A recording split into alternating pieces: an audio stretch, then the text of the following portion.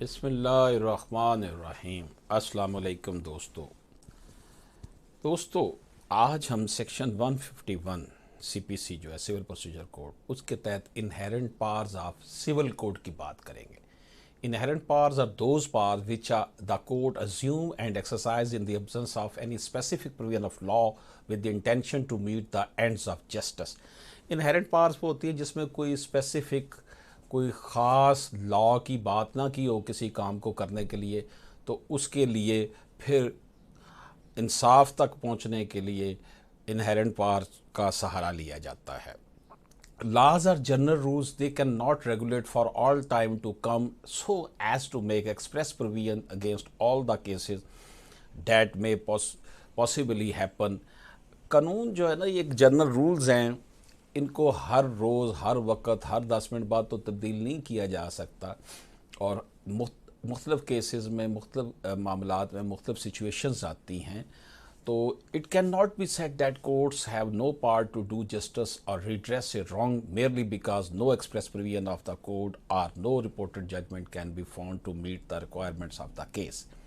اب یہ نہیں کہا جا سکتا کہ جناب کوئی رپورٹڈ ججمنٹ نہیں ہے یا کوئی قانونی طور پر کوئی ایسی پروویژن کوئی ایسی شک نہیں ہے جس کا سہارا لے کر عدالت اس جو ایسی پروپوزیشن ہے یہ ایسا کیس ہے اس کا فیصلہ کرے، بلکہ when the detailed manners of doing of something is not prescribed, the courts are liberty to interpret that the statutes by implication impose that detail to be carried out۔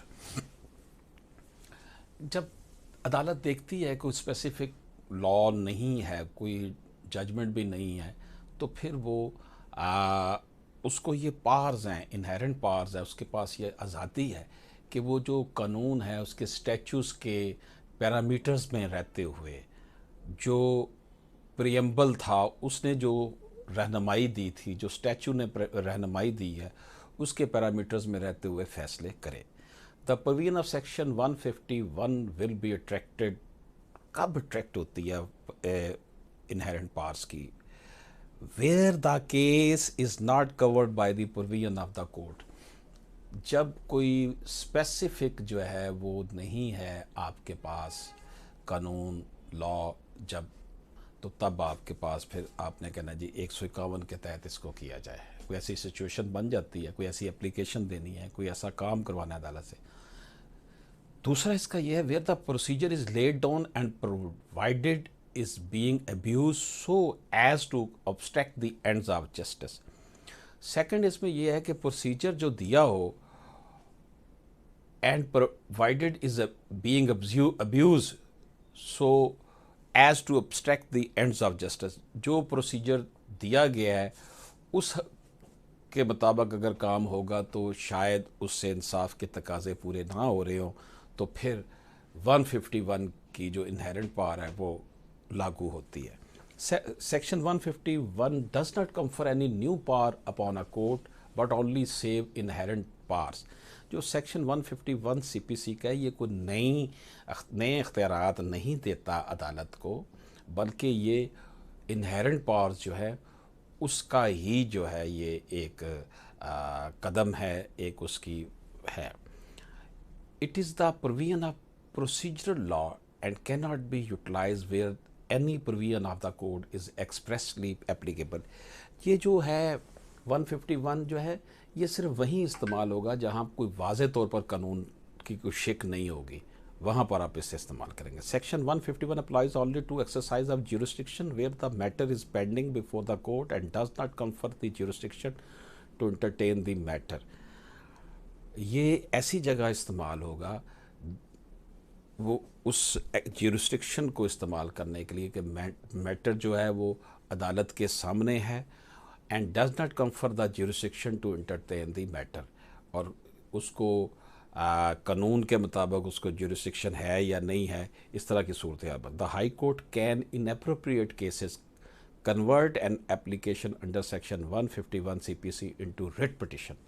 بڑا important point دوستوں میں آپ کو بتا رہا ہوں کہ high court جو ہے وہ کیا کرتی ہے، جو کیس بالکل واضح ہو اس میں وہ 151 سی پی سی کے تحت جو اپلیکیشن ہوتی ہے اس کو ریٹ پٹیشن میں کنورٹ کر دیتی ہے تاکہ کسی کے ساتھ کوئی زیادتی نہ ہو. Section 151 is based upon the impartial propositions.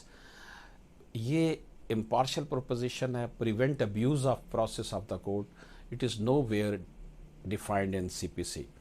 اسے prevent abuse of process of the code جو ہے، پروسیس کوڈ کا جو طریقہ کار ہے اس کو روکنے کا میں جو اگر روکا جا رہا ہے، پروسیس کو ابیوز کیا جا رہا ہے، تو اس کے لیے کوئی کوڈ میں سی پی سی میں کوئی بات نہیں کی ہوئی. اس لیے پھر 151 کو امپارشل طور پر آگے آنا پڑتا ہے. Abuse the process by the code.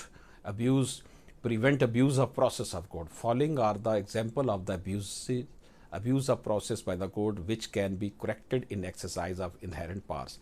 یہ abuse ہیں process of by code ہیں جس سے یہ ان کو کریکٹ کیا جا سکتا ہے. dismissing a suit in default of the appearance of the plaintiff who in fact had died when the order was made.